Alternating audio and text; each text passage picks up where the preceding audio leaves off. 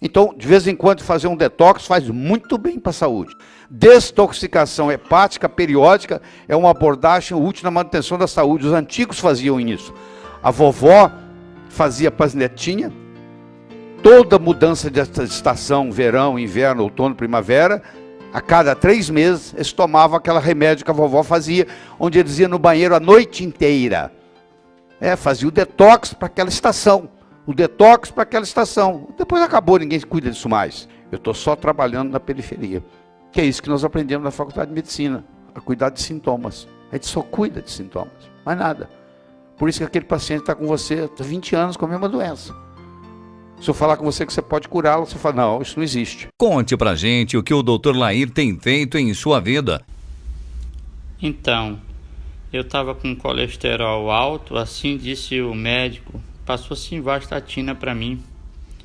Eu comecei a olhar os vídeos do Dr. Lair Ribeiro e cortei os carboidratos. Comecei a fazer a dieta cetogênica.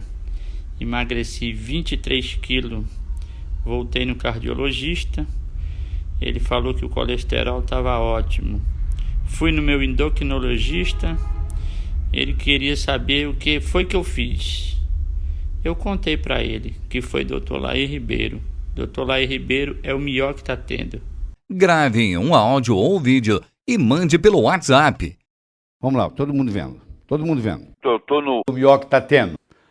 Então, a doença crônica, gordura trans causa, hipotiroidismo causa, metais pesados causa, infecções dentárias causa e toxinas em geral.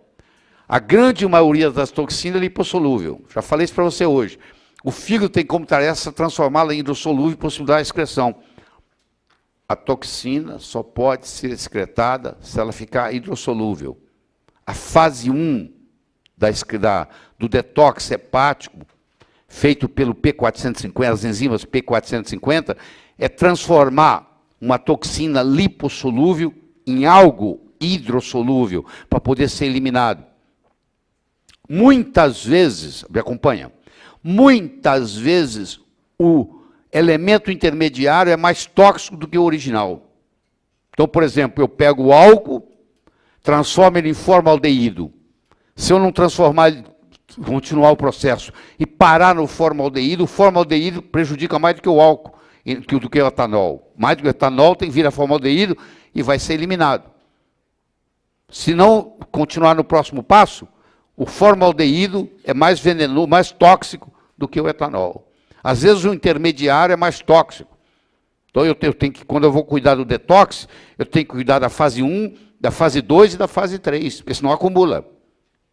Isso tudo trabalha em cadeia. Então, por exemplo, vou dar um exemplo para você. Eu quero saber se você conhece algum paciente com síndrome de Down que estava completando 70 anos. Você já conheceu algum? Provavelmente não. Porque eles morrem por volta de 50. Por que que a longevidade do paciente com síndrome de Down é menor? Porque o paciente com síndrome de Down, ele tem uma overexpressão da superóxido dismutase. A superóxido dismutase dele funciona mais do que deveria. O que que acontece? Você tem aqui o radical superóxido. Esse radical superóxido, pela ação da superóxido dismutase, vira H2O2, que pela ação da glutationa peroxidase e da catalase, vira a água que você vai urinar, ou vai sair pela respiração, e vira CO2, que você vai eliminar pelo pulmão. Quando o paciente com síndrome de Down, como ele tem a superóxido dismutase aumentada, ele produz muito água oxigenada. E como a catalase e a glutationa peroxidase não consegue dar conta disso, isso aqui acumula.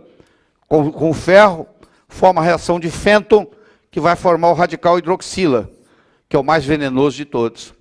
Então você, que bom que eles têm a superóxido dismutase ativada. Não, é ruim, porque não adianta eu ativar a superóxido dismutase se eu não tenho a glutationa peroxidase e a catalase ativada, porque eu vou acumular a água oxigenada, peróxido de hidrogênio, e eu vou fazer a reação de Fenton, e eu vou formar uma coisa muito pior, que é o famoso radical hidroxila, que não tem nem resultado, não tem nada que combata. Quer dizer, não tinha. Hoje nós sabemos que o alfa-lipóico combate. Só para vocês terem uma ideia. Então, a mesma coisa no processo da detox. O fígado, como qualquer outro filtro, torna-se gorduroso, não pode ser limpo simplesmente com água. Assim sendo, produz colesterol para a sua autolimpeza. E aí aumenta o colesterol, porque ele produz como mecanismo de compensação. Destoxicação hepática periódica é uma abordagem útil na manutenção da saúde. Os antigos faziam isso. A vovó fazia para as netinhas. Toda mudança de estação, verão, inverno, outono, primavera, a cada 3 meses, eles tomavam aquele remédio que a vovó fazia, onde eles iam no banheiro a noite inteira. Fazia o detox para aquela estação. O detox para aquela estação. Depois acabou, ninguém cuida disso mais. Não tem nem tempo de visitar a vovó. Entendeu? Vai fazendo detox para a estação. Detox para a estação. Então, de vez em quando, fazer um detox faz muito bem para a saúde, tá bom? Então, o fígado processa os alimentos ingeridos para que possam ser usados pelo corpo, fazendo novas células e mantendo tudo em funcionamento. Responsável pelo processo de detoxificação. Controla o sistema imune de modo que o organismo mantenha infecções sob controle. Quando o fígado fica bloqueado por restos de gorduras plásticas, trans, isso é gordura plástica, o trans é quase plástico, é um caminho para o plástico, ele tenta limpá-las, aumentando a produção de colesterol. Então, você está entendendo. Quero ter o colesterol muito elevado? Não, mas eu quero que você saiba que ele é biomarcador. Ele é mocinho, ele veio para ajudar, e não para te sacanear. Tá bom? Então, a desintoxicação hepática. Eu posso fazer isso por sauna, FAR infrared, sauna FIR, eu tenho uma em casa. Eu posso fazer ele com extrato de alho. Eu posso fazer ele com glutationa, é um jeito de você fazer detox hepático. Eu posso fazer ele pelo protocolo do cálculo hepático. Vocês vão conhecer aí depois. Tá? Então, você lembra que na primeira aula eu comecei dizendo para você que eu criei um sistema, abordagem patológica diferente, que eu chamo de SOG. Submetilação, oxidação, glicação, inflamação, e o H é de deficiência hormonal. O paciente doente tem isso no seu consultório. Ou ele tem submetilação, ou ele está oxidado, ou ele está glicado, ou ele está inflamado, ou ele está com deficiência hormonal, ou ele está com a combinação desses.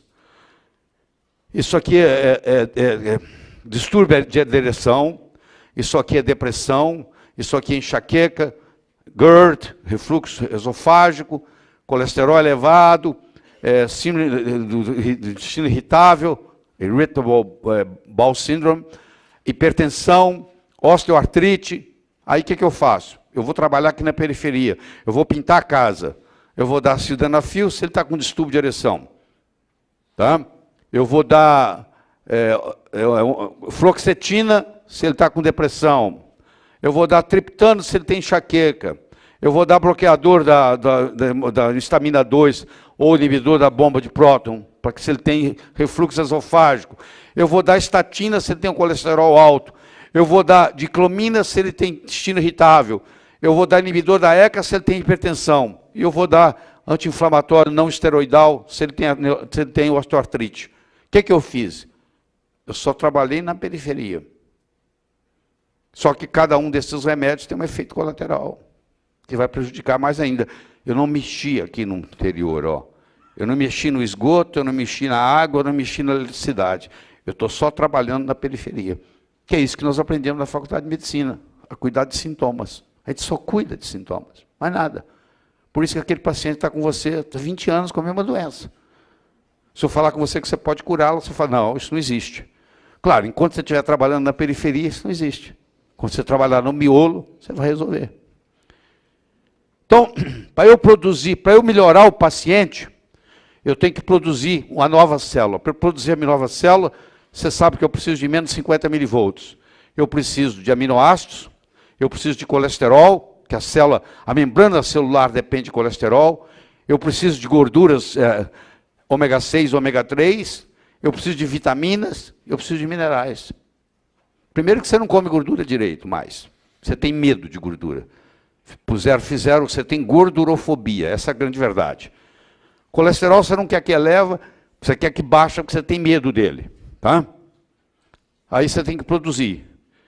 A retina é o lugar que mais tem colesterol. O cérebro tem 50% é colesterol. Tá? Todas as vezes que eu tenho uma eletricidade, eu gero um campo eletromagnético. Então, esse campo eletromagnético ele existe. No corpo também nós temos o nosso campo eletromagnético. A voltagem depende da amplitude da onda e da frequência, que é o número de oscilações por segundo, que é o Hertz. Qual a nota que você dá de 1 a 10? Eu espero que você ajude a divulgar isso aí. Passa isso para os amigos. Um presente, mandar esse link. Para receber áudios incríveis do Dr. Laí Ribeiro, mande um WhatsApp para 35 991 28 7929 com a palavra eu quero. E receba conteúdo gratuitamente de um doutor que, sem dúvidas, é o melhor que tá tendo.